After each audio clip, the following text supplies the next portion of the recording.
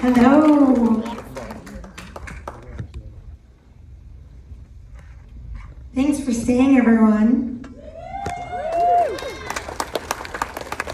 I wonder if we could start by sort of, if you could walk us back to the origins of this project, from the short film or even before the short film, where the idea came from, and how it, how the journey worked itself out to come to making the feature. Well, you want to answer this one? I think we're late enough in the festival that now I can confess that we sort of based Susie on Sophie. I always thought that Sophie was one of the most talented people I know, and I think at a certain point you have to start making your own luck. So we decided we were going to make a short to show off how talented she was. And after lots and lots of brainstorming session, we made this as a short, and it was awesome. And from there, we kept getting momentum, and she's so convincing in a room, we knew we'd just get her in a room and someone would make the feature. So 3 years later, here we are, 2 years. Yeah, it was a relatively quick journey in movie time, in movie making time, which is long. But really, our intention with Susie was to make a proof of concept short and have the screenplay ready to go, and to go out with it actually at the same time to production companies. And so basically I finished the short, Will finished the screenplay, sent it to me. We went back and forth with the notes. When we felt like it was in a good place, we sent it out and met with production companies. Well, I don't want to press too much the similarities between our protagonist and our director, but I'm just wondering if you could speak a bit more about where the idea, the concept itself came from. Yeah, we wanted to make sort of an elevated genre film and also a detailed character study that explored our society's current fixation with Insta celebrity and how it can lead good people with positive intentions astray.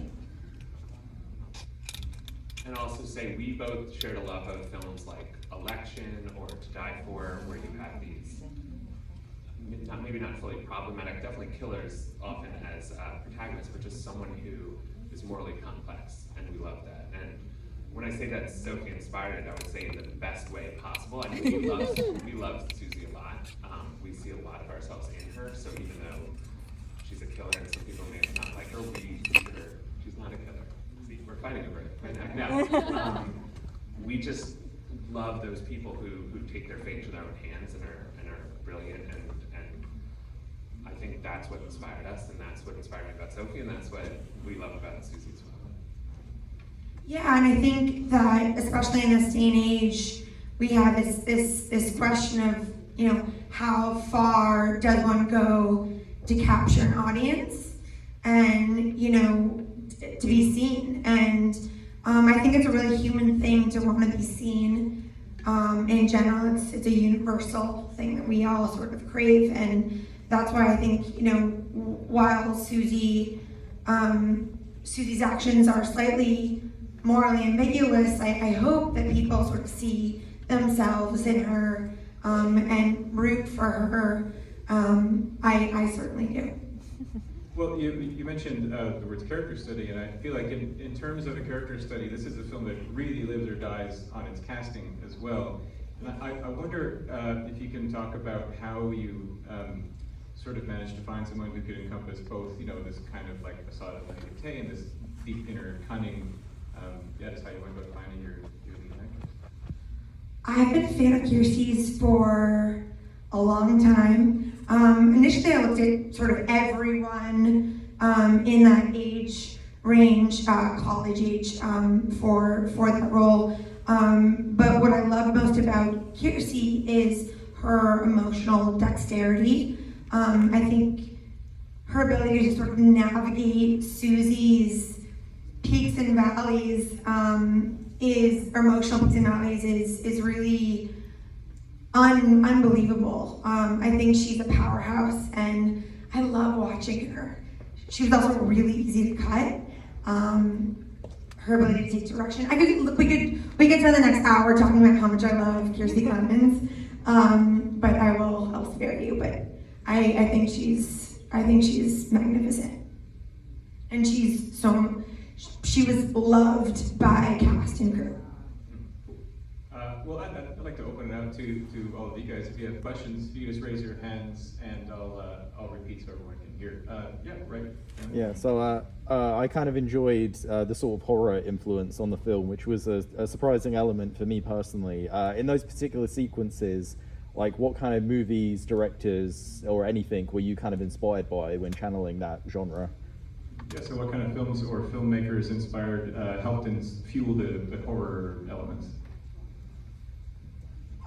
Great question. I took a lot of influences from Park Chan-wook's Lady Vengeance, the whole trilogy, Lady Vengeance and Old Boy. Oddly enough, a lot of the editing, these are very tonally different, but Amelie was a reference. I actually had a movie club on Saturday mornings, and all of my department heads, I would assign 2 movies a week, and we would all watch them and talk about them, because I think the difference between, in my opinion, the difference between like a good movie and a superior movie comes down to the sort of everyone being on the same page regarding the tone of the film. Because especially for a movie like this, the tone is so tricky, and it's a dark comedy, thriller, mystery. So there's a lot of navigating those sort of ups and downs is really important and really delicate. So having all my department heads sort of being on the same page regarding, so when I talk about like, we looked at everything, French New Wave, but I think for me, it was taking like bits and pieces of Johann Trier is a fan. I'm a big fan of his, but just taking bits and pieces of other influences, even though tonally they were quite different, and making this. I also just wanted to add to that, every time I see that end, I'm a horror head myself, so every time I see it, I'm like, Sophie has to do a horror movie. I just find it so riveting, that last sequence, and we both are obsessed with the overhead shot that she was able to come up with. So that's like a really unexpected element of the film that I personally love. Are there other questions in the audience? Yes, up there on the end. Was the film as much fun to make as it is to watch, or were there couples in the production? Thank you. Was it That's fun to amazing. Okay. Was it fun to make? Yeah. Thank you. That's so nice to hear. Despite shooting in COVID, which was tough because for obvious reasons, it was so much fun. It really, I won the lottery with my cast and crew. I loved these people so much. They put everything into this film. I don't know how to go up from here, because my first feature was such an incredible experience. I keep adding, yeah, I mean, first of all, I was so lucky that Sophie brought me on set for the entire shoot, which is a luxury that not every writer has, and that was just a privilege to be there.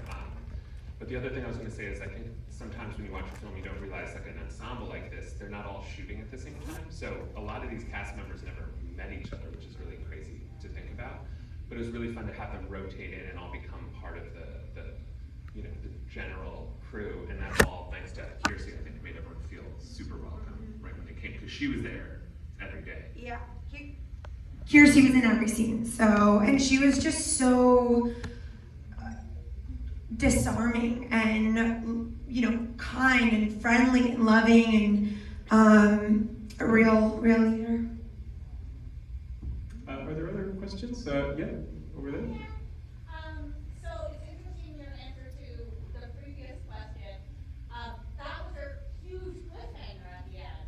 So what's next for Sophie? Are we expecting a special? Are you looking for a second film? That's so sweet. Yes, I'm actually can't talk much about it, but I'm sort of going into pre-production for my next feature, hopefully shooting in January, maybe here actually. So yes, it's called Home Shopper, and it's like this, but sort of more adult. Interesting. Other questions out there? And then Will and I have a TV show. That's going. Did I? Is there? Oh, sorry. There's a hand right up there by the aisle. Yeah, how did you make the decision to do the reveal at the time that you did? It could have happened at any other time in the script, I think. So how did you decide when to situate the reveal in the story? Well, I think another thing that Sophie and I definitely share is a love of structure. You know, I think there's a lot of beautiful artistic directors who've, you know, Terrence Malick, you find it in the filming, but for us, we love classic storytelling. So the movie is very much structured over key beats, and it was always sort of the reveal at the end of the first act would be that she was behind it. What was really interesting is then you get into editing and you realize you can play around with that, and we actually did move it around a bit, trying to figure out what the best place was. No, well, the ending was always where it was. So with you're talking about the ending, correct? Like the ending? Oh, the reveal. Oh, the reveal that she was behind it. Oh, I thought, yeah. So that's a great question. You know, when we were doing some early test screenings, note screenings for this, some people would they were talking, oh, what if you make the reveal a little later? We tried that, but the best analogy, and this is like an Alfred, Hitchcock analogy, but basically the analogy is like two people are having a conversation at a table, and after the conversation you find out that there's a bomb underneath the table. That's one scenario. Another scenario is you find out much early on that there's a bomb underneath the table, so it causes you to sort of lean in, to sort of look very closely about what are they talking about? What is their body language?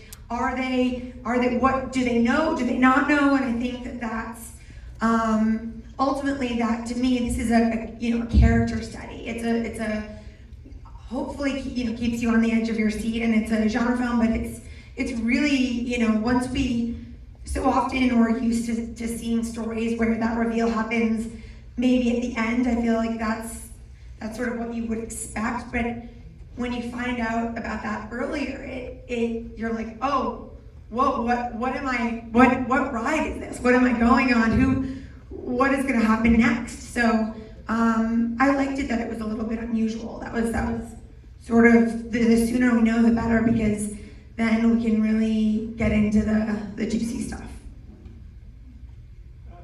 Are there other hands out there? Trying to see spots I wasn't seeing before. Directly ahead here.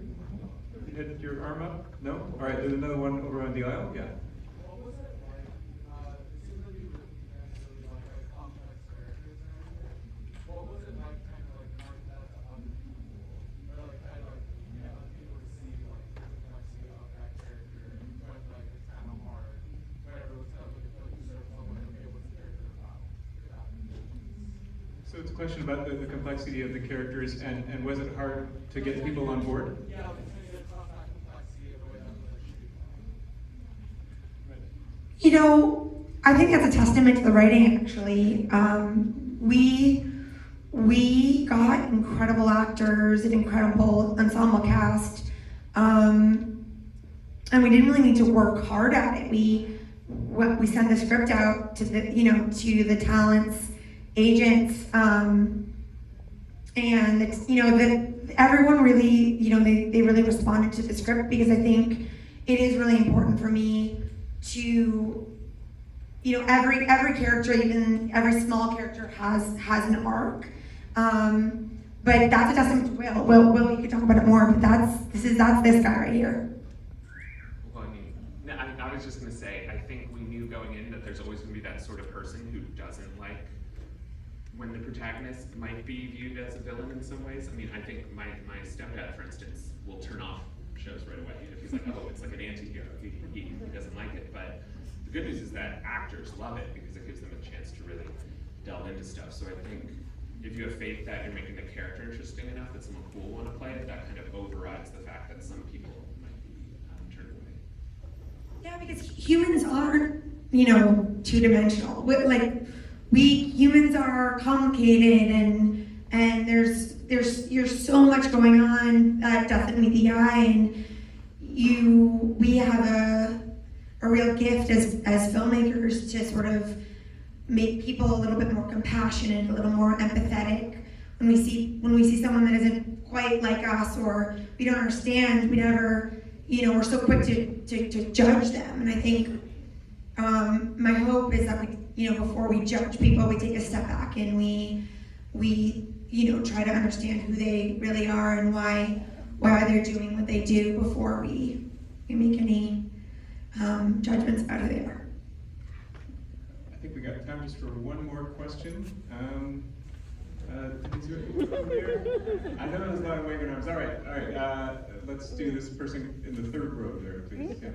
Oh, Yes. great. Okay. Hi. I love the use of color in the film, specifically Susie's green coat that she wears, and I was wondering if you could just elaborate a bit more on the choice for her to wear that throughout the film, and the choices of the characters and the colors that they wear throughout. So just a question about the choice of colors, and specifically green coat. Thank you. Yeah, we did a really strict color palette in this film. Susie's color was green. That was her main color. And if you see, there's moments when things get really crazy, it turns into this chartreuse, yellow. But really, in her mom was the green. When things were comfortable for Susie, they were sort of in the greeny aquamarine colors, and I think when things were a little bit more veering off from that, they were sort of in that sort of browns and oranges, but that sort of duality is sort of what we navigate throughout the film. But yeah, that green coat, that's because the truth is, sometimes you see films and the characters are in their wardrobe is a lot. I mean, it's an incredible wardrobe, and you're like, is that real? A lot of the time, I wear the same thing every day, or versions of the same thing every day, and that's people, and so that coat, that green coat is like a piece of armor for Susie, and but I love that you notice that, and green in particular, places where she feels comfortable, her home.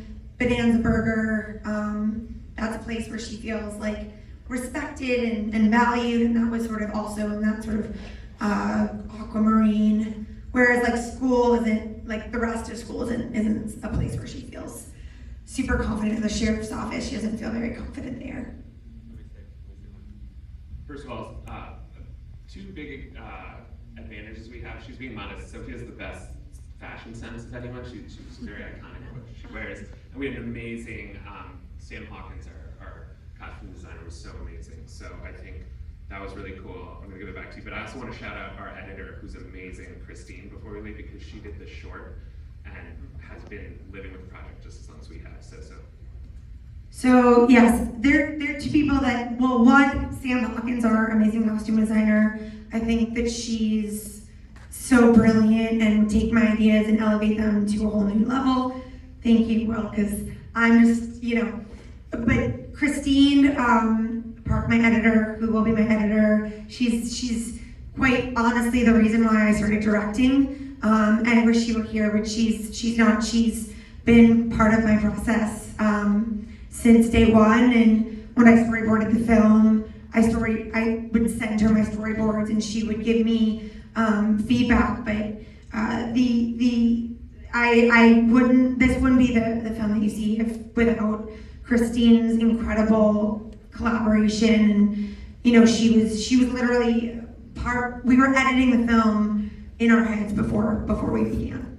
So she's amazing. Great. Well, that's all we got time for, folks. But thank you so much for staying around. Thank you.